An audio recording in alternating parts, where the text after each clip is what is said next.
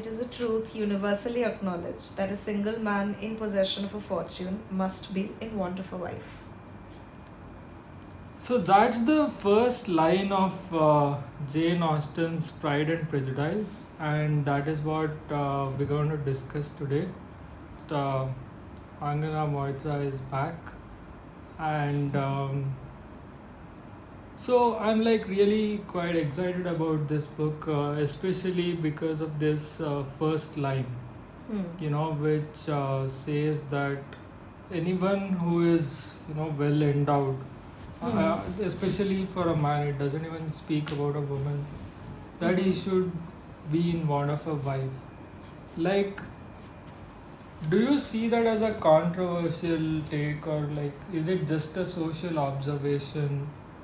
It also sounds a bit like a prescription. So, what do you think about that?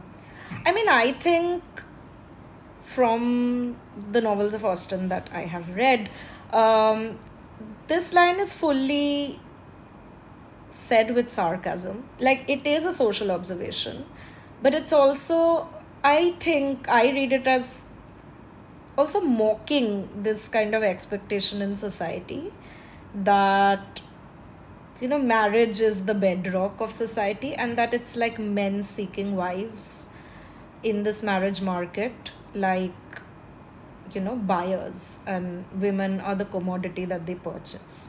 And they can do that because they have the purchasing power in the form of like landed estates or other monetary means. So I think this line really underscores the transactional nature of marriage very well, or at least marriage as it existed as an institution like in the 18th century, or turn of the 19th almost. So I think that's the, I don't think it is prescriptive per se. I read it as a sort of tongue-in-cheek observation on a very entrenched social institution which is mostly transactional, and where there are certain social and cultural benefits which accrue, but mostly to men, which is why this line centers the man, right? A man in possession of a fortune must be in want of a wife. I think the hidden implication is that we don't really know what women are seeking in the marriage market, because that's irrelevant. And I think in a way the rest of the novel works perhaps to undercut this message. I mean, I do realize, there is that transactional nature, which I find, which is one of the reasons why I feel mine is also off. Yeah, so I was saying, like, I find that as a very interesting observation. But I don't know if the woman never benefits. Like, it's all, I think it's more like lack of choice. Yeah, no, I'm not saying the women. I mean, the point is we don't know if women benefited or not, because we just did not have their point of view for most of the time. Which is why I think Austen and the other women novelists of the time were, for a change, centering the women, but centering it through a feminocentric lens. Like, before that, we are still fairly early, I would say, in the period in the history of the development of the novel. But before this, most novels, even the ones which had kind of female protagonists, were written by men, and they had the tendency, like, I'm thinking about Samuel Richardson and others. Yeah, they would have said prescriptive things. And those like novels were not only extremely long-winded, but like sort of like overtly sentimental, like female protagonists, which is like, it's men writing women, right? So I think why Austen is held in such high regard is because she writes refreshingly relatable female characters, like feisty and not prescriptive, I would say. I think Elizabeth Bennet is many things. She's certainly not a prescriptive heroine. So in that sense, if you read this first line without context or without knowing the story or the historical background, like if you read it in a standalone manner, like it comes across as if it's saying that I mean you can do that reverse of it as well. If you're not wealthy enough, then you don't deserve a wife. Okay, I guess that's one way of putting it. So there are so many ways of reading it, and then there is also this notion that okay, if some man makes it in his life, like in business or career or whatever, it is somehow incomplete if he is not sharing it with some woman. Like that is also one kind of a reading which is possible. But in this particular context, like now that I know the story, I mean, like we have read the story, right? So then you see the range of characters and their behavior and all of that. It becomes clear that it was a sarcastic line, and that too in hindsight. Yeah, I think it's a great way and to start the novel first, and it's a very intelligently written line because it begs revisiting. Like you revisit this line, like you said, with a changed understanding of the situation once you've actually read through the novel. But I must say it's really interesting that you pointed this out about kind of but I think you've raised one very interesting point. Like you said, if you read this novel just, as a piece of literary fiction, and I think I have to admit that I read Pride and Prejudice first in the classroom as a literature student. So I was already equipped with the kind of cultural background that you need to parse a novel like this. I don't know if I'm sure it added to my understanding and appreciation of the text. But yeah, I think it's an interesting point to consider. Like what about the quote unquote average reader? What about the reader who has not been trained as a literature student in the classroom? Like, how would they kind of respond to a line, an opening like this? I think that's interesting. Even if an average, I'm also an average reader only. I didn't read it with any literary support or whatever. But if you are just like a quote hunter, like you randomly pick the quote out of context and just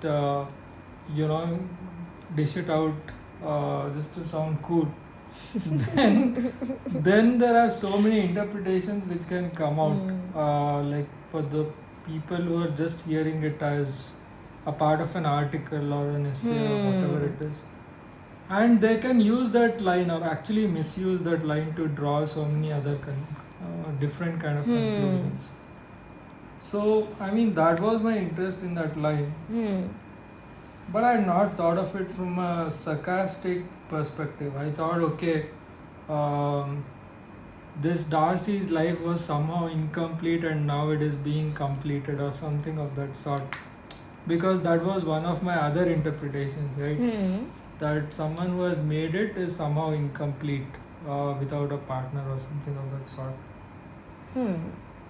But like I think yours is more accurate because of the socio-political or whatever sociological setup at the time when that novel was written. And in many ways, I think this expectation, it has persisted. Like there is still in many cultures, including and especially our own, where marriage is still the like touchstone of a relationship, right? It's like, no, people don't even give a shit about a relationship. They just want to be done with this process.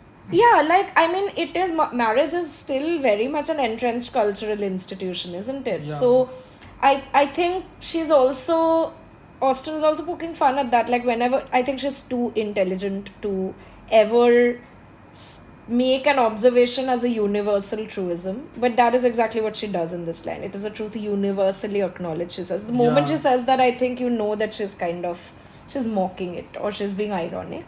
Yeah. But even if you take it at face value, I think it's it's such a great opener for this novel, because there is a point at which you will come back to this line and you'll see different iterations of like how this line work out with the different men in this novel, right? Like this line does mean exactly what it appears on the surface for, say, a character like Mr. Collins. He is someone who has kind of we'll come to those characters. Okay. Yeah, maybe I'm like we'll sort of do a summary before going into that. So, I mean, before we do a summary, like I was curious if in a modern scenario, like a lot of things have changed when compared to the time when this novel was written. Something like mid 18th century or what? Yeah, I think one of the earliest drafts of the, if I'm recalling my literary history correctly, I think it was in 1790s, 1796. So yeah, it's between 18th and 19th century. Yeah. So a lot of things have changed, but a lot of things are also the same. And one of the reasons why we read classics is to find out like what are these same things. Or like what are these aspects of human nature which have persisted for so long. So why should anyone read Pride and Prejudice today in 2025? I think to answer this question, I'll actually like again a little bit of trivia. The first working draft of this novel had a different title. It was Austen's first title for this novel was actually First Impressions. I think which is also actually a great title, because this novel kind of deconstructs the fallaciousness of forming very kind of facile first impressions, right? And how impressions can and should change, and or kind of, maybe obviously you shouldn't be too hasty in forming impressions about the character integrity of a person just on the basis of first impressions. So I think, but even if you take the final title of the novel, Pride and Prejudice, I think these are two very elemental emotions, I would say, in human beings. And I think this novel beautifully illustrates kind of both how pride can sometimes be an asset. For instance, Elizabeth Bennet is proud of her intelligence, and rightfully so. She is a witty, clever, opinionated woman at a time when these qualities were not really seen either as feminine or as like proper in women. I would actually go so far as to say sometimes they still aren't. Like it's still, you should not be like too opinionated as a woman. But like, at what point does pride tip over into like some kind of hubris or arrogance?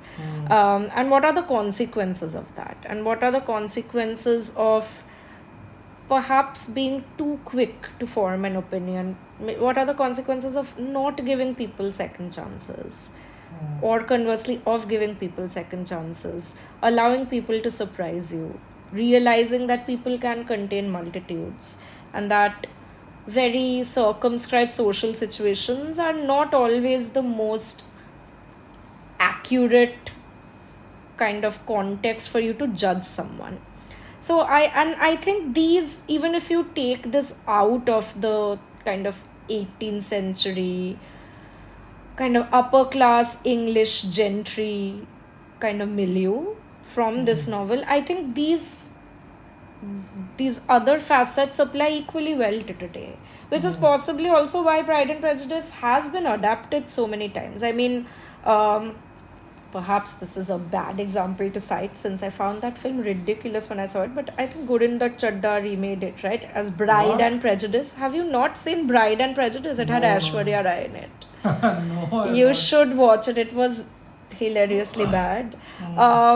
But what I'm trying to say is that I think this novel has stood the test of time because it does speak to certain elemental qualities that are inherent in human beings which transcend the specificities of kind of socio-cultural context. I think marriage is still a cultural institution in most societies around the world.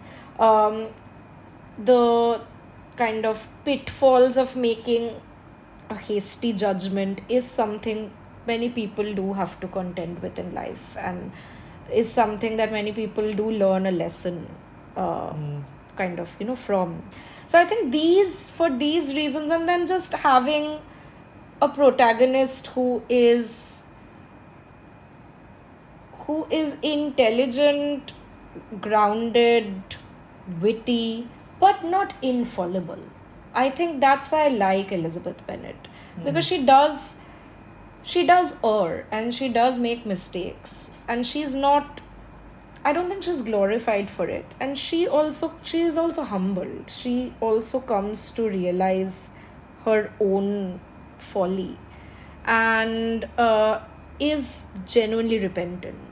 Also, like even the character of Darcy, like he does realize that maybe putting on this like arrogant front as a sort of, I think he put it on to deal with to kind of compensate for the fact that he was a socially awkward person. He overcompensated perhaps. But that also rubs people off the wrong way, and that words matter. Like, you should perhaps think before uttering a sentence. I think these are things which we have to contend with in our lives even today. So I think even in the 21st century, a reader will find something of substance and note in a work such as Pride and Prejudice. Yeah, that is interesting, because actually I feel the title Pride and Prejudice is more attractive than first impressions. Because, I mean, for starters, it's alliterative, which always works. Yeah, Pride and Prejudice are at the heart of this story. It is not about like, okay, first impression. Like the reader has to think, oh, first impressions are there, then it changes, then it happens. So that is like not a straightforward thought process. But yeah, I mean, like I thought you would go and touch upon marriage as a more important theme in that book. But even I would like to add to that thing which you said, okay, you might misjudge in the first instance or something of that sort. It's like people are continuously evolving, right? You don't know when something is going to change, like how long you have to wait to see the real personality of that individual. Yeah. Like in what circumstances you will cross the barrier of prejudice and land on the real personality of that person. Like sometimes it may take 6 months for you to find the real real character of a person, because character is demonstrated in a scenario, and unless that scenario comes up, so yeah, I mean, like in a kind of an adversity or in the middle of a fight, that is when you will see the real not real, maybe like the actual depth of the. Yeah, also like judging a person not by like how big their estate is or what their income is, but what values do they uphold, how do they hold up. But see, the discussion about values comes only after he qualified the first round. Like if it was a beggar, then would you even spend some time thinking about his character and all of that? I don't think so. So I think there's a lot of practicality as well in that novel. Like the further investigative steps, they are even considered only when the first step is crossed. I get your point. Like if he was, come on, like there was that other novel, right? Lady Chatterley's by Chatterley's. Yeah, Lady Chatterley's Lover. Lover, not wife. Sorry. Lady Chatterley's I lover. mean, yeah, we love a progressive novel, so not sure D.H. Lawrence was the one to write that novel, but so I don't remember whether I think I saw the movie, not read the book. I had Lady Chatterley's Lover also as part of the course which had Pride and Prejudice, so I do remember it very vividly. But So I get your point, like he that was is a stable very boy, rare scenario, right? It's not going to happen to every woman. and which is why it caused so much scandal that the book was like banned. Yeah, It was not only very sexually explicit, but also again like the most transgressive class kind of divide. Yeah, I mean it would have been prevalent, but nobody would be speaking about it. And Exactly. So, I mean, for context, Lady Chatterley's Lover was a story where the wife of a very wealthy landowner falls in love with the gardening guy or something, right? So, I think now we reach the point where we need to talk about the summary, because without the summary, I don't think our further points of discussion would make sense. So who will give the summary? You will give the summary. Oh my god, okay. I will try. So essentially Pride and Prejudice revolves primarily around the Bennet family, Mr. and Mrs. Bennet and their 5 daughters. You will please excuse me for not remembering the names of all 5. I remember the names of the 2 eldest. The eldest is Jane. Second is Elizabeth Bennet, who is the protagonist of the novel, also called Lizzie. And the youngest girl is Lydia. There are 2 other daughters I have completely forgotten, Mary and someone else. But anyway, so the whole point of the novel is about essentially finding marriage matches for the Bennet daughters. And the plot kind of starts off when this gentleman named Bingley moves into Netherfield Park, close to where the Bennets stay. There's also like this line where, Mrs. Bennet kind of expostulates, Netherfield Park is let at last. That's also kind of become one of those lines which has stayed on in cultural memory. But anyway, Bingley kind of moves into Netherfield Park. He is definitely kind of fairly well disposed in terms of his income and estates, and this is 18th century England. There are frequent like kind of social balls which are held, and at one of these balls the Bennet family visits. Jane and Bingley actually do kind of hit it off well. Jane is like the more quintessentially kind of docile, sweet, innocent, angelic kind of eldest daughter, and Bingley is also kind of well liked. So the 2 hit it off, and Mrs. Bennet is very ecstatic. But at this party is present, well, the hero of this novel in many ways, Mr. Fitzwilliam Darcy. Darcy is Bingley's very close friend, and he immediately kind of has a tendency to put people off because he has the, well, I shouldn't say male equivalent because that's a very sexist comment, but he basically has resting bitch face. So like, people are like not very keen on striking a conversation with him. He is clearly superior to Bingley in terms of financial status and also social status, and that is very evident in his appearance. The whole kind of misunderstanding of this novel starts because Jane and Bingley are dancing. Elizabeth has also gone, Elizabeth or Lizzie. But at one point Bingley suggests to Darcy that maybe he should be dancing with Lizzie because she's kind of waiting for a partner, which is when Darcy utters yet another very kind of famous line from this novel, which is, she's tolerable but not handsome enough to tempt me. And Elizabeth actually overhears this and she is mortally offended, but rightfully so.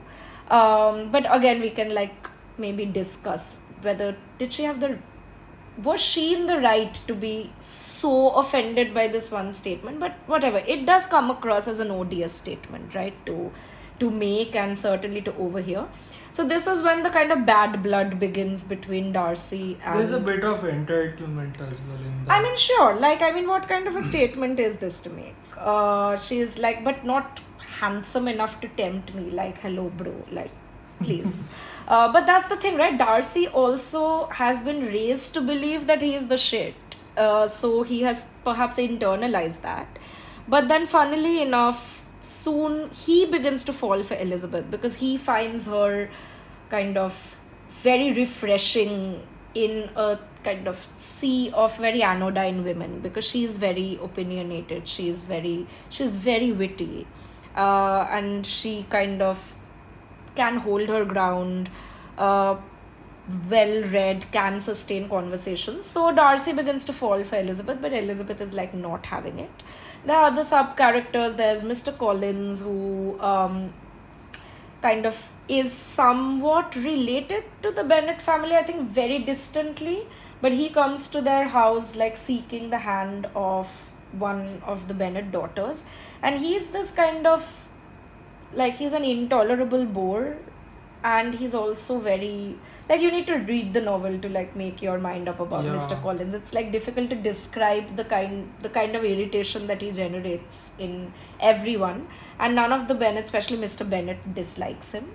Eventually Elizabeth's very good friend Charlotte Lucas marries him. So there's also this sub commentary about, marriage is not a choice made out of kind of free will for a lot of women. Charlotte Lucas is described as a very kind of average looking woman, and she is practical enough to know that her standing in life will depend upon her making a profitable marriage match, and she, given her status, looks and other kind of gifts, she's not likely to get a better match than Mr. Collins. So even though she too thinks Mr. Collins is a drab and a bore, but she is very kind of pragmatic in her approach to marriage. She does not romanticize it at all.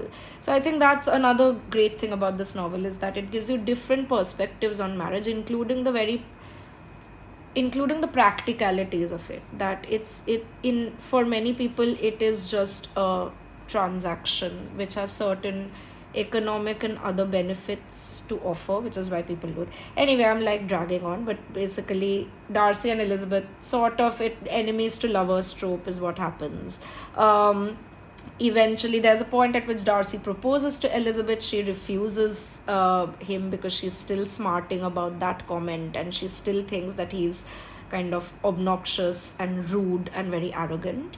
But then there is, as the plot progresses, what happens is that there's this other man, George Wickham, who comes into the picture. Wickham is described as like very dynamic, kind of, he's the figure who you would call a rake, right? Like he's the one, or let me put it into terms that Gen Zs will understand, he's the quintessential fuckboy. So he's like, he'll charm you, but then he will ghost you. Or in this case, what he does is he actually like flirts with Elizabeth, and Elizabeth is also very taken by him. And Wickham tells her that he was wronged by Darcy because he had essentially been kind of fostered by Darcy's father. But then, Darcy was this kind of like jealous son who wanted to disinherit Wickham, which is what he did. So Wickham was expelled from Pemberley, which is Darcy's estate. And he's never been financially solvent since then. But nonetheless, he's like a happy-go-lucky fellow. He's kind of decided to not have that as a setback in his life. So anyway, like, Elizabeth is charmed by him, but what he does is essentially he elopes with the considerably younger Lydia Bennet, the youngest daughter, who is I think 15 or 14 in the novel. And that causes a huge scandal because, of course, elopement without it resulting in marriage is a cause of dishonor to the family. And Elizabeth and all the Bennets are freaking out. But essentially what happens is Darcy steps in. And Darcy pays Wickham a considerable amount of money to ensure that he does marry Lydia and so save the Bennets from scandal. So you realize that Darcy was actually the good person all along, and later through a relative of the Darcys who Elizabeth meets, you find out that Fitzwilliam Darcy was, like, the story that Wickham had painted was obviously untrue. He was a squanderer, a philanderer, even in his youth, which is why he had been disinherited, not out of any personal malice. There is another development by which Bingley leaves Netherfield Park and like goes away, and this happens at a point when the relationship between Bingley and Jane had blossomed quite a bit, and it was looking very likely that he would marry her. So this had also led to, the Bennets kind of really falling apart, because this would have been a very advantageous marriage for Jane. And Elizabeth finds out initially that it was Darcy who advised Bingley to kind of leave Netherfield. So she's all the more incensed, right? All this is, she's heard from Wickham about Darcy. She doesn't like Darcy herself because of that comment. And now it's because of Darcy that her sister's potential marriage has fallen apart. So this is all, this is all the development in the novel where Elizabeth just finds more and more reason to hate Darcy. But then later with the Wickham intervention, and then later Darcy also reveals that yes, he did advise Bingley to leave Netherfield, but that's because he genuinely thought that the Bennets, by allying himself with the Bennets, he would be kind of sinking in rank, because it is true that Mrs. Bennet had also a very kind of odious and inappropriate social behavior. She was very loud. She was very kind of... I'll quote a line that a student wrote in an answer for Pride and Prejudice. She's like aunties. The Pummy auntie of like Indian society is what one of my students wrote in an exam answer. I gave him very good marks because I thought that was a great comment. But yeah, so this like Pummy auntiness essentially of Mrs. Bennet had rubbed everyone. It's ungenteel. It's not refined. It's very uncouth, rude, like opprobrious behavior. Which is why Darcy had... It's mostly the anxiety of getting all these girls married. No, of course. Like the older I've grown, the more charitable I have become towards Mrs. Bennet. I do think... okay, she is perhaps not the best suited to calibrate her behavior according to like the social situation, but also there's a lot of kind of respectability politics going on here, right? Like, which is also a bit bullshit if you think about it. And yeah, rightly so. She has 5 daughters. This is not a society where like women can enter the workforce. Their only chance of having a shot at a decent life is by making an advantageous marriage, and so all her energies are directed towards ensuring that. I don't think she should be reviled the way in which she has been. So I think this is also a sign of me maturing. With time, I have definitely looked upon Mrs. Bennet with more kindly eyes. But of course, she's also, and this is why Austen is great, because she does write rounded characters. Mrs. Bennet is also very nosy. She's also like, she also has this habit of like kind of proclaiming or making a mountain out of a molehill and then like going around town like kind of parroting this. Even, before any legitimate thing has actually matured, which is what like, that's what she was already announcing, that Jane is going to get married to Bingley before any such thing has even happened. And that is what Darcy overhears and advises Bingley that, listen, do you really want to be married into a family where this person will be your mother-in-law?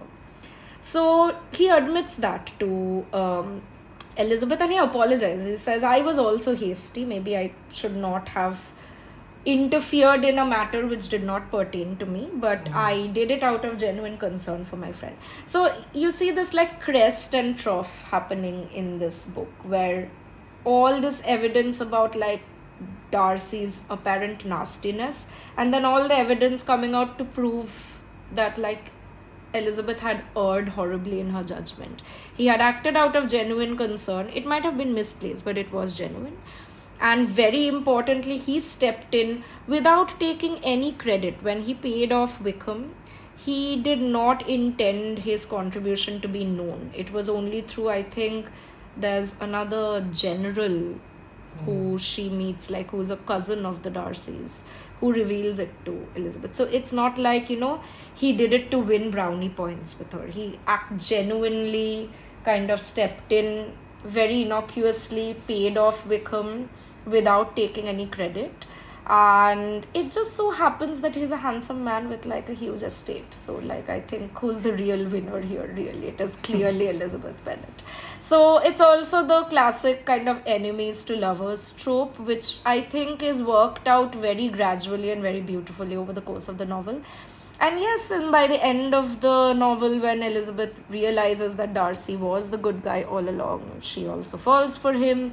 There's an attempt to kind of stall this relationship by Lady Catherine de Bourgh, who is Darcy's aunt and this kind of aristocrat. But she, I think, is the truly repugnant person in the novel. She has nothing to commend her. She only has empty wealth and can only show it off and has nothing else to offer. But then you can't, expect everyone to be like benign when they get No, which is why I'm saying, right, that this novel, it writes very believable characters. If not relatable, they are believable. No character is like a paragon of virtue. Everybody has vices and virtues. Everybody has positives and negatives to them. And I think everybody learns a lesson in their own way.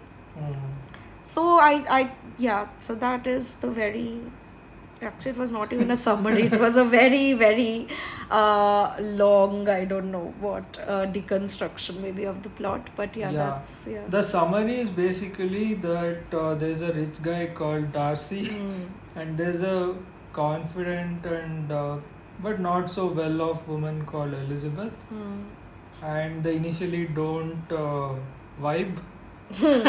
And then finally Darcy does some good things and the perception of Darcy is changed and finally they get married. Basically choose the guy who appears emotionally unavailable but is actually like a sweetheart over the fuckboy who love bombs you.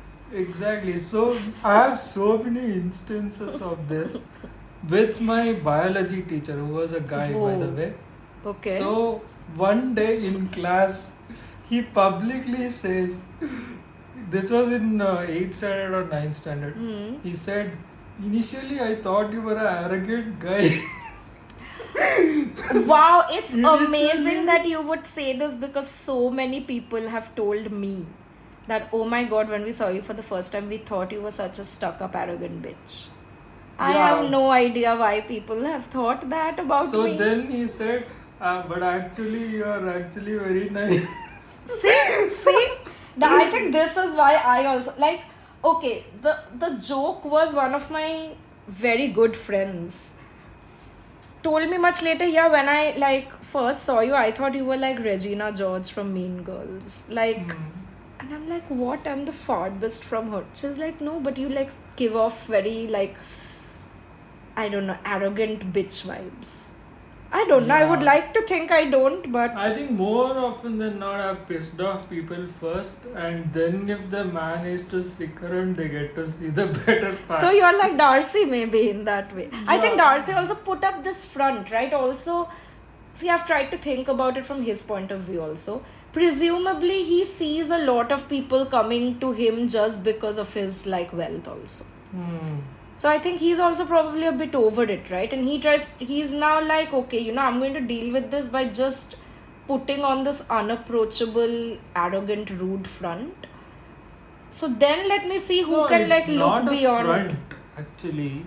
I mean, I think even he would have his trust issues and like probably, I mean, it's the same thing which you're saying. But then let's say Darcy was not wealthy and he still did some good things. Like he was not like wealthy, but like maybe same level as Elizabeth's family. And he did all the same nice things. Do you think still, they would end up together? I think so. I think Elizabeth was never really into his wealth. Like, I mean, she is kind of flummoxed when she goes to Pemberley.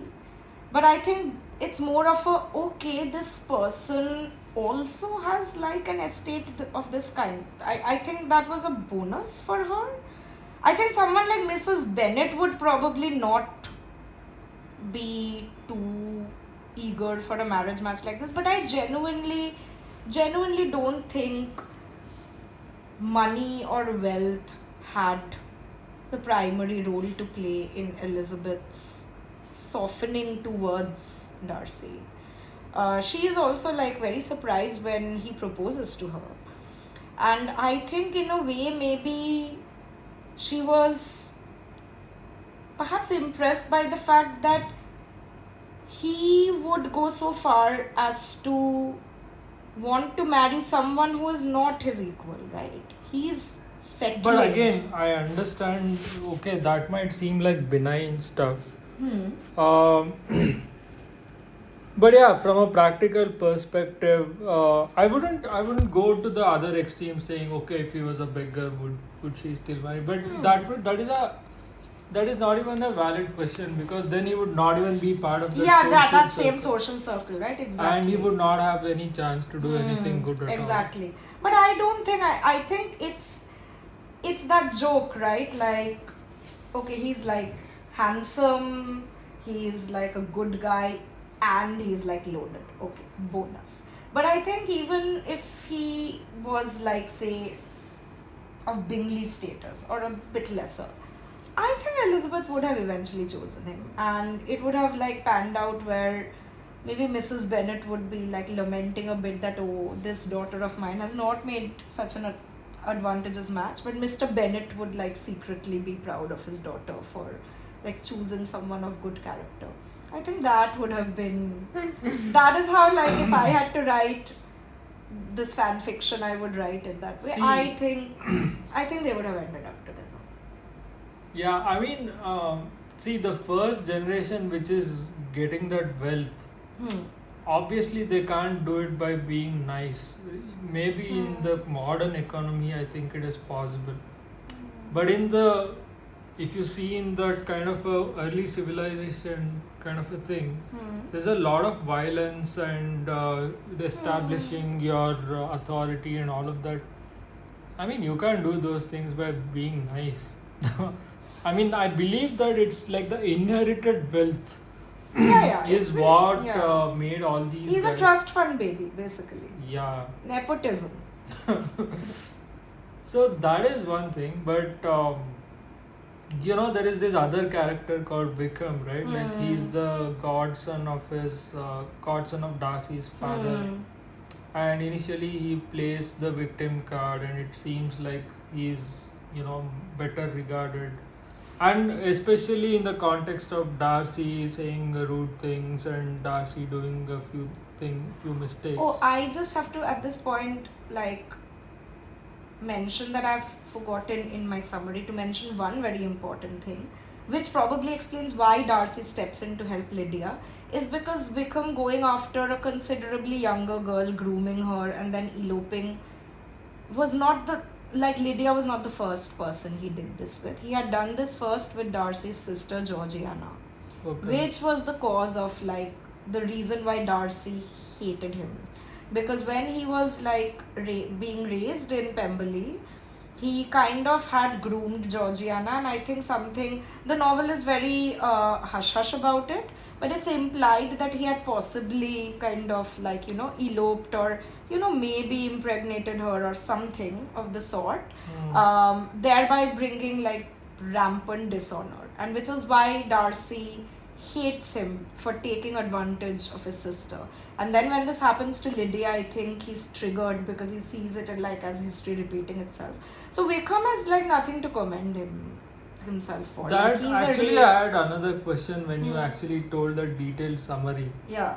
is it even wise to become married to that girl? Like, who knows what he can do with that money, and like, he might make things worse. Like it doesn't. It is not wise, but at that time they were pretty much like the news was becoming public, and they had already spent, I think, a few days together hiding somewhere in London or whatever. And That's what I mean. Like, giving that money would not change his character significantly. Probably not. So I think there is also that, like, I mean, there's an interesting question. What kind of married life did Lydia have? I think not a very good one. Like, see, I think it gets overshadowed because the main love story is between. I think there must be some fan fiction written by someone somewhere about like what Lydia's life would. But Lydia is also shown as a very empty-headed girl. Like, she's also. See, everyone but she's is very young. empty-headed at the age of True. She was very young, and all that she has seen is like, you know, 4 sisters who are like in line before her to get like married, and a mother who is like constantly obsessed with marriage. And like, it's also like a wrong solution, right? Like, I don't know, that we can only say with the, you know, the kind of situation we live in the new modern world. That's a loud plane. A friend of mine came and was joking that after the plane crash, he's like, whenever he hears sounds of like planes taking off, he's paranoid about it. But anyway, sorry for the digression. Yeah, I mean, like, anything can happen in the world, right? Yeah. So, I don't know if that was a wise decision, but anyway, that was a face saver. Exactly, it was just like. And I don't even know if divorce was a concept which even existed at that point of time. I think it would have been practically impossible. Yeah. So I mean, yeah, the question which I was having was before this. That Vikram, like, initially he's sort of playing the victim card, he's charming and all of that, right? And Darcy is anyway, his value is going down continuously because of his behavior and his outward appearance.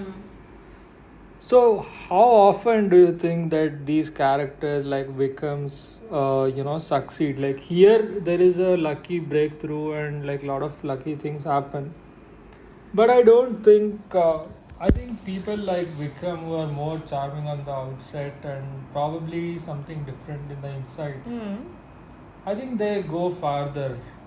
I mean, yeah, I think it depends on like what you mean by success. I think a lot of like fuckboys cruise through life fairly well because like some people are just charming and some people are just charismatic and they hedge all their bets on the basis of their charisma, and a lot of times they do win. So I think in fiction it's like nice to believe that people like get what they deserve, but I do think in life there are way too many people who kind of cruise through life just on the basis of like shallow insincerity, but like paying lip service to a certain kind of, you know, pleasing exterior. But maybe, I don't know, like, all of us want to believe in this good ending, the bad guys lose and the good guys win. It's one of the reasons why Dostoevsky makes it really powerful writing, because I don't know, I don't want to bring Dostoevsky here, but I do believe that, you know, I mean, look, man, like the Russians were like on another trip altogether. It's like -40 in St. Petersburg. I think it's hard to have like a very positive outlook on life when you're in permafrost. So, yeah, I think the Russians were like, I mean, vodka and nihilism, like, is the Russian philosophy, right? No, actually, you know, Russian writing has helped me understand real people more than any other geography of writers. But setting that aside, yeah, I think people like Vikram, who are like having these fake victim card stories, and I mean, that's because like luck always doesn't allow the good guys to prove that. No, it doesn't. It's like, I mean, there is no intrinsic sense of fairness or justice in the world. I think it's very randomized. But I think the classical literature of this period still wants people to believe that it exists. Yeah, because it makes somehow the word of novels, I feel, it is also like wanting to make the reader feel good, right? It's like exactly, okay, like I mean, it's like, okay, like it's like a Bollywood film. Like there's already a lot of like suffering, unfairness in the world. Maybe you don't go to like watch a film which also like, you know, drills the fact that like it's a miserable world into you. You look for like some kind of escapism, like, it's maybe. It's still not that kind of a mass media. Like the novel was still for the elite, right? Yeah, and the percentage of people who would probably read this novel or any book for that matter, it is below 5% of the population, I would say. Like people who actually pick the book and read it completely. True. So, I mean, there is no such pressure that, okay, I'm going to make you happy and so that you go and give it to 100 other people. That doesn't happen. But yeah, I think still people are looking for like, I mean, since I can happy endings are harder to come by in real life. Maybe it's, you know, in the domain of the imagination, and fiction is where you see them, where they come about with more consistency. Yeah, I mean, but still, at the cost of making people happy, are they being sold a false view of the world? But I don't think fiction has any kind of pedagogical imperative, right? It's not supposed to, like, I mean, I don't think it's meant to be a template for life. It's not about the pedagogical imperative. Like it's showing some guy smoking in the screen, people believe that it can actually inspire others to smoke, right? That is why that note is put and all of that. I mean, similar note should be put here. The idealism you're seeing in this novel is not going to happen in the real world. I mean, this was a very Platonic idea actually. This is why Plato wanted to like ban art from his Republic, because he thought that art has the capacity to influence, and so it has a moral imperative to be good, except that art often taught people the wrong things. And so the safest avenue would be to like, so this kind of, I think, capacity to influence, I don't know, like I just it see, what if a child who has read all of these Harry Potter and other positive vibe novels where always the hero wins and the villain loses, I mean, he will be made to believe that, okay, this is how the world works. It's okay, life will teach you. it's okay. But it's a brutal lesson. I mean, it is, but it's for everyone to learn, I guess. Or maybe, how do you know? I do see some people like really lucking out. What if you do meet somebody, some Nepo baby with intergenerational wealth, and like hit it off and like get married? It can happen. I don't know. A girl can dream. Yeah, I mean, okay, I mean, I'm not talking about the context of this, but generally good people winning and like bad people losing. That is a trope, I think, which has been oversold. Not just in popular media, but also in classics, especially, I would believe. With the exception of Russian writers. I'm telling you. But that's the thing, right? I think because I think imagination and fiction is a form of escapism. So because you don't, I don't know how much of it is escapism. Like art also imitates life, right? No, but like for instance, say, and I'll say this because I'm a medievalist, and like you have a lot of like riches, fantasy, like, you know, kind of sexual transgression happening in a lot of medieval texts. Why? Not because art was mirroring life, but the obverse, because none of these were feasible options for anyone living in the Middle Ages. So fiction and the pages, well, at that time, okay, I have to be very literal here. I will not say pages of a book, because book as we understand it only came after the 15th century. Before that it was only manuscript. But anyway, in the metaphorical pages of a text, fictive text is the only space where you could have this kind of outcome at all. For most people living in the Middle Ages, this kind of thing, this kind of make-believe wish fulfillment was only realizable in fiction, which is why they wrote about it, because the world was really tough and miserable otherwise for them. So I think in many ways you can't control where life will take you, but you can control the world of a text. And you can, I think it's like a palliative, like it's nice to sometimes believe that okay, maybe good things happen to good people. Russians were like, no, listen, world is brutal, okay, like just drill that into your psyche as early as possible. But yeah, I just think these are like different. This reminds me of, I'll give a simple example. Even today, like, I don't know if you've seen the film Get Out by Jordan Peele. So Get Out has, like, there is the way in which the film ends in the theatrical cut, it's positive. The protagonist makes it. I'm like trying to not give any spoilers here. But Get Out had an alternative cut where the protagonist doesn't make it, which is available on YouTube. But apparently audiences overwhelmingly favored the ending where he does make it. What, some trial audience? Yeah, I'll have to look this up about both theatrically released, but eventually in all final cuts of the DVDs of the film, it's the positive ending, which...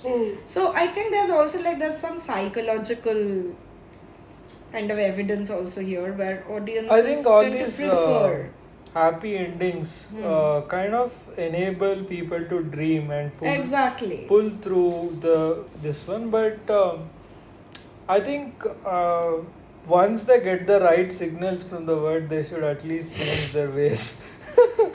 The Dostoevsky lover speaketh. Yes. Yeah. I mean, I think again there's no right or wrong in this, right? It's just perspectives and what your likes and preferences are. I sometimes like happy endings if they don't appear too contrived.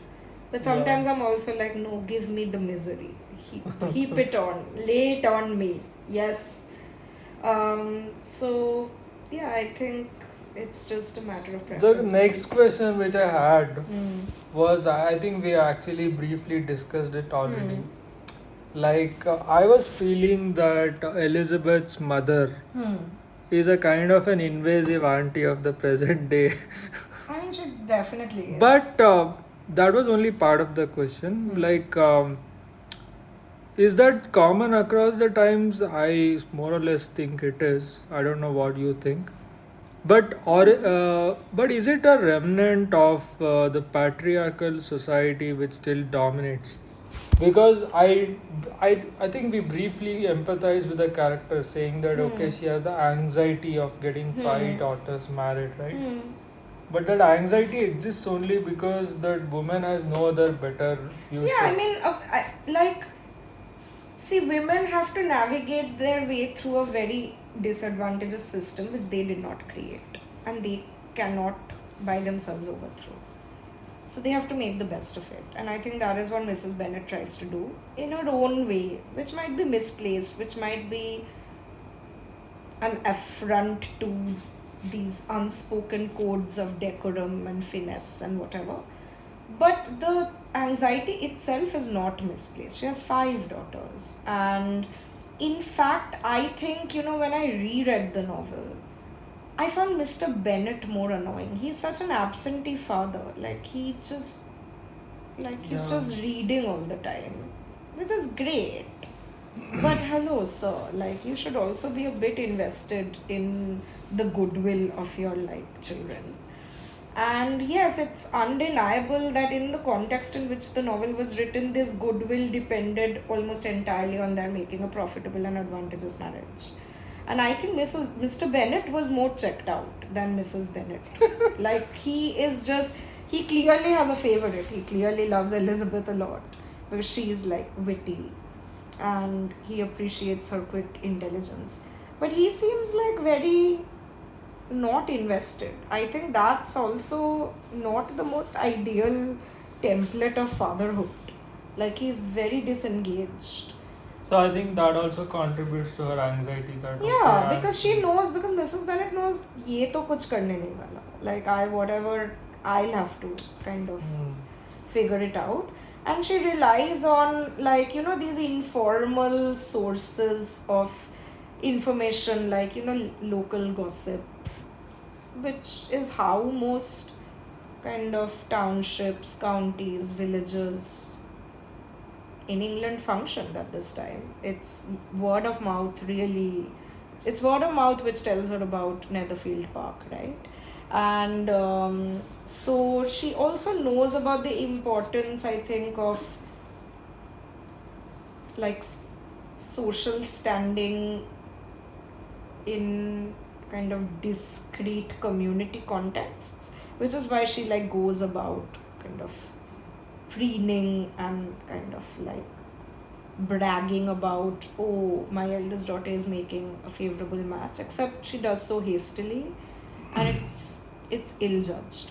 So I think I definitely don't see her as a bad person. I just think she is a bit lacking in tact. But then we must also perhaps conjecture about what kind of upbringing she might have had. If she has 5 daughters, and I don't know if her age is, I can't remember if her age is hinted at. But presumably she also married really young. And she is just regurgitating everything that she has internalized. Yeah. So, I mean, so one of the phrases which you used, profitable and advantageous marriage. I mean, I understand there was I think it's product of the structure which was existing and which probably still exists. And I've seen these characters very, very similar to Mrs. Bennet. There were some aunties who would come to my home and as soon as they saw me, they're asking, especially the ones who have a daughter of a similar age, they will be so overbearing on you and try to butter you. Now, I've ignored them so much that both the daughters of that auntie are married and they have kids also. Oh wow. Now the last time I met this auntie, she was at least find a Hindu girl. Oh wow, yeah. Their hope has gone to an extent that... these are the custodians of society, right? As they see themselves and... See, now you don't have anything to gain out of this interaction because your daughters are married, they have kids, they are well settled or settled.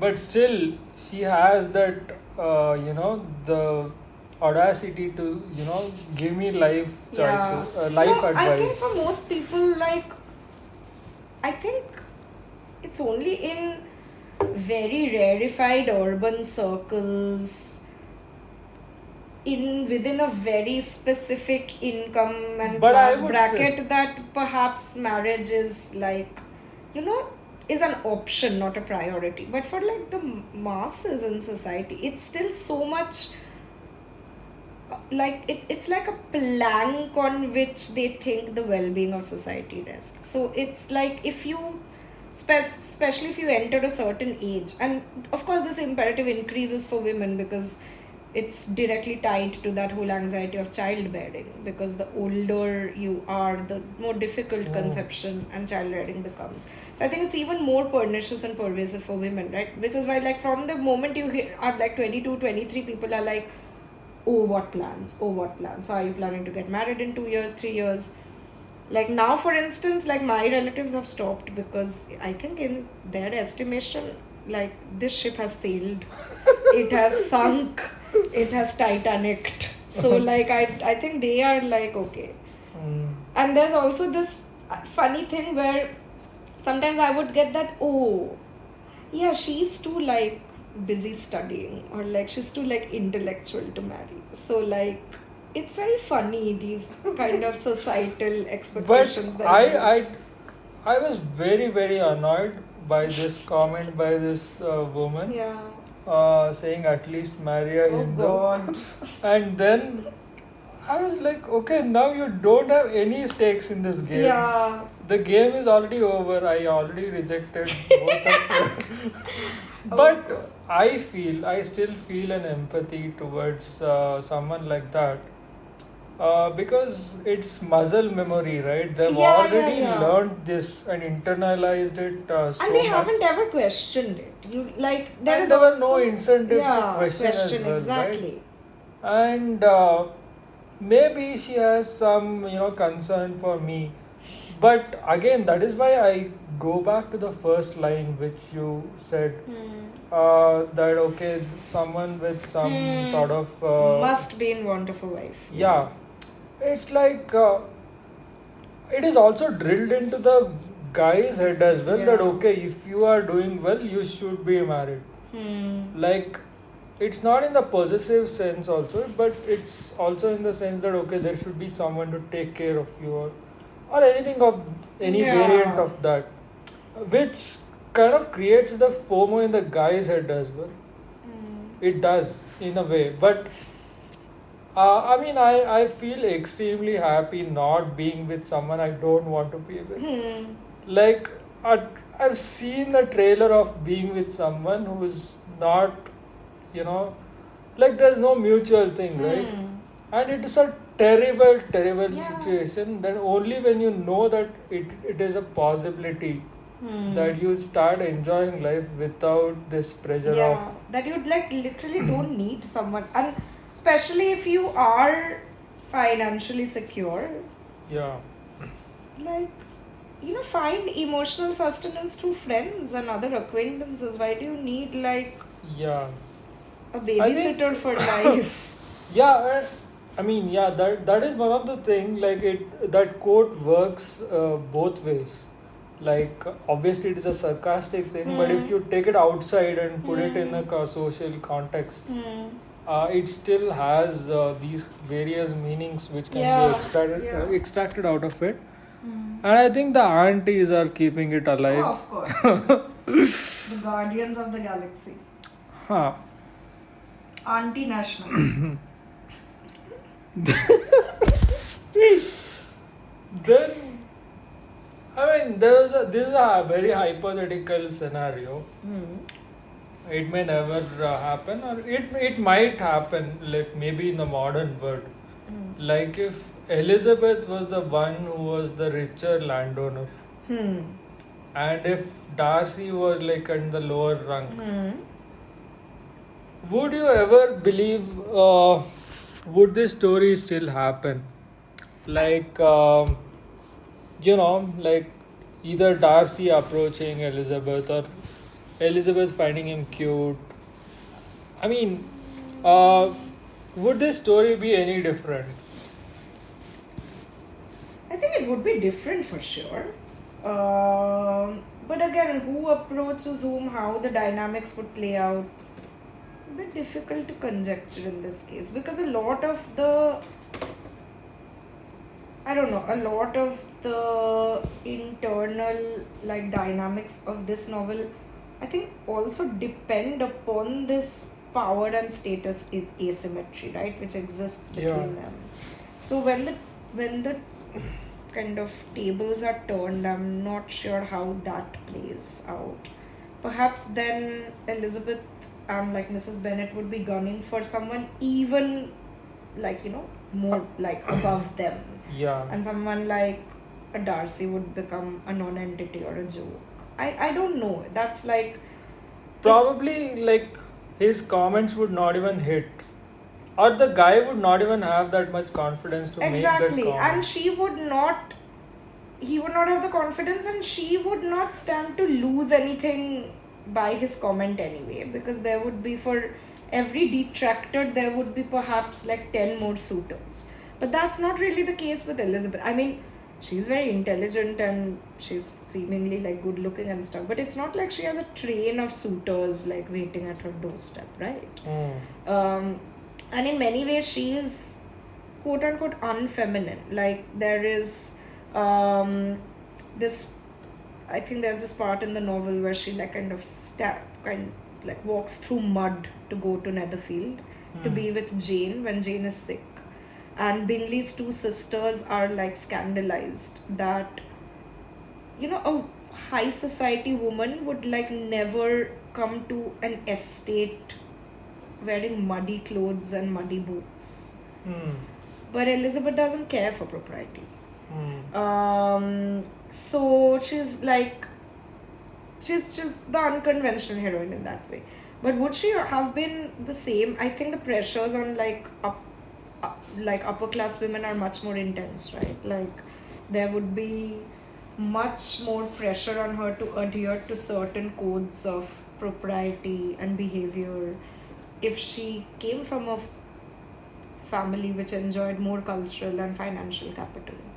So I think it would have been a very different story, and it would, I don't know. The story would not even have a base, I would say. Yeah, it would, like, I literally can't even envisage it. And I think it would have been, it wouldn't have contributed, I think, to Austen's wider point in this novel, which is that like kind of integrity of character and goodness of character should prevail over other things, and that you should not make hasty judgments on the basis of like surface appearance.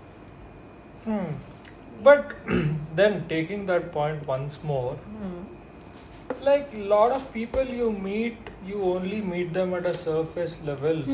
Like how many levels deep can you go with a person you just met at a party? There is nothing. No, true. Like unless there's an extended but I think this is more about like a common circle where you are likely to meet this person perhaps in the future. Because think about it, if this was a ball at Netherfield Park and Mrs. Bennet is actively trying to broker a relationship between Jane and Bingley, and Darcy is Bingley's best friend, seemingly this is not going to be a one-off meeting, right? They will keep meeting. This will be a common social circle. If I get integrated into your book club, I will keep meeting your book club friends, right? So maybe, so they are not likely to be just a face I've encountered, like it's not going to be a one-off thing. I am going to like interact with them. But maybe I don't form very entrenched opinions of them on the, after the first meeting. I think it's more like a common circle rather than just a face you've met at a party. Like that is, I don't think. Yeah, I think the context also matters. Yeah.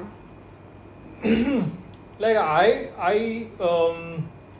I saw this as like a more of a Bollywoody movie. Because I read this when my whatever sensibilities were far lesser, maybe 2013 or something like that. 2013, no, 2015, 2016, something like that. And that too, I sort of read it with great difficulty. Like I didn't have that much of insight into human nature and all these other aspects which we talked about. But you say that Jane Austen is one of your favorite authors, and I mean, why is she one of your favorite? Yeah, I think because I genuinely love the way she writes. I think there is a very pleasant kind of humor, for lack of a better word, which undergirds her observations on life. Like, she talks about very serious things but also sees, I think, the joy and the fun in things and writes about them. So it's her writings are like never fatalistic or overtly prescriptive, or they don't read like a social commentary to me. She, I think, really infuses life into her characters, and genuinely, like, before Pride and Prejudice, I really don't know of many protagonists like Elizabeth Bennet in the English novel. She is really refreshingly hatke. Like, maybe in the 21st century now we've like kind of lip service girl power, girl boss nonsense that we have seen has perhaps robbed us of the ability to appreciate this, but really, like, this kind of character appearing at a time when heroines were just like overtly sentimentalized and like kind of damsels in distress sort of trope. I think it's incredible, and all, like, most of like Austen's novels have very intelligently written female characters, which I think is just it's amazing in itself. And again, I think there is also sometimes there's a tendency to kind of perhaps beatify the female character. You go the opposite way. If when you're like not reducing them to a crying kind of mess, which is like very helpless, you just make them all about like goodness and innocence or whatever. But Elizabeth is a fallible character. She's not without her flaws. And I think her flaws make her more relatable. She is also quick to judgment. She's hasty in her, and sometimes, she's not as accurate in her reading of character as she thinks she is. So it's also a reality that she has to confront, a lesson that she has to learn, and she comes out the better for it. So it's not that like she's without reproach, without fault, infallible, like kind of template of perfection. She's intelligent, witty, not really concerned about these ridiculous like expectations of propriety and decorum which were expected of women. She really stands her ground in her conversations with men around her and also women around her. But at the same time, she makes mistakes. For a while, she is very stubborn about them. But she does come to be humbled.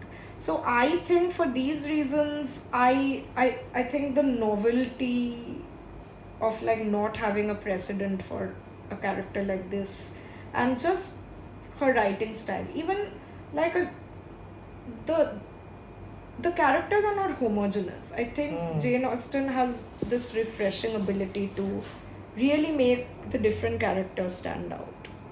Like there are a fair number of characters in this novel, right? But you will never forget a Lizzie, you will never forget a Mrs. Bennet, you will never forget, obviously, a Darcy, you will never forget a Mr. Collins, you will never forget a Wickham. And each of these characters, you'll never even forget a Lady Catherine de Bourgh.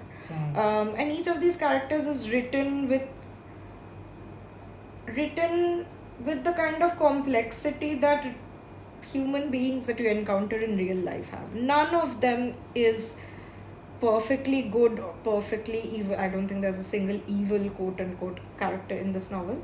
They are all like, at best, it's like a spectrum of grey. Some are on the lighter side, some are on the darker side, like Wickham. But yeah, I think they are like, the complexity that she infuses into her characters is also, I think, a hallmark of her writing style. And I just find her prose very refreshing. I think it's very beautifully written. It's not prolix, or it's not like overtly complicated. It flows like just at a literary level. If I had to just go on style, Pride and Prejudice is a very fast read. It flows and it's like breezy writing, but breezy writing which is not trite. It's like it holds its own ground. So I think stylistically and otherwise I think Austen remains one of my favorite authors. So I don't have any further questions. And if you want to add something. No, I would like you. So you said you read the novel like maybe around roughly 10-12 years ago. Have you revisited the novel? And if yes, then like how has your take on it changed? Because you also said that you read it first without like much insight into human nature. Like how has your take on this novel transformed? I didn't reread it, but I watched the movie sometime like last year or The something. Keira Knightley one? Yeah. Like I didn't think too much about the story because I was like just looking at Keira Knightley. And but if you think about it, like you feel that human nature hasn't changed so much. Like I was not even interested in the topic of human nature in 2015 or something. I was just reading just to hit my Goodreads. Whatever. But the kind of text which I pick and read and what I draw from them has drastically changed. Because I think seeing real humans in novels has totally changed the way in which I read it. I don't know. I've not read gone back and read books once more. Like wherever I already know the plot. I think only very few books make me do that. But I think watching the movie made me realize that like I think I don't understand why so many people like that movie, first of all. My unpopular take is that, okay, so Pride and Prejudice was also made into like a 6-part BBC series, which had Colin Firth as Mr. Darcy. Like for me, that really set the bar like too high. It was a very faithful adaptation of the novel. So there's also this take, right? Like some people like adaptations which infuse some difference because they think that's a more creative way of doing an adaptation, which I agree with in essence, except that with Pride and Prejudice I love the fidelity that the BBC series showed to the source text. So I saw the BBC series first and then I saw the Keira Knightley, Matthew McFadden version like much later. And for me, like, I can't see, like for me Colin Firth as Mr. Darcy is like set the bar too high. Like I could not. And it's the same guy playing Tom Wamsgans. Like seriously. That was a shocker, by the way. Oh my god. I cannot. So my take is I know people are obsessed with the Keira Knightley version. I've seen it just once and I've honestly forgotten most of it. But I wasn't the greatest fan. Like I think Pride and Prejudice I think the BBC version is far more superior. But then that's like a personal take. I think you should watch Bride and Prejudice. That is what you should really watch. So, answering your question, I don't think that a lot of my opinions about the book have not changed. But I think I'd failed to see the patterns of human nature remaining the same. I think only that has changed. Like I've realized that this is something. You realized that when that auntie asked you to marry the Jindal girl. I mean, like I am only connecting the dots in hindsight during this conversation because the word auntie came up. But yeah, Pride and Prejudice didn't make me think of the auntie. I mean, I can finally empathize with some of the characters which I hated, like especially Mrs. Bennett. Those are the things which changed. But in my memory, before this conversation, I still found her as a distasteful character. Yeah. No, I mean, I think I think the reason why a lot of women love Pride and Prejudice is because A, it has a female protagonist who is very well written, and B, I think it has a male hero who is not toxic. Like, Darcy, his initial moves are toxic. I mean, I don't know. I don't think he's like, for instance, like toxic in the sense of abusive. I think he's a bit of an arrogant prick at the start, but he's also never had his worldview challenged, and presumably he's only had sycophants around him. And I think Darcy is he's quicker if you think about it than Elizabeth to get rid of prejudice. He falls for Elizabeth pretty soon, like, because he's just never seen a woman like this.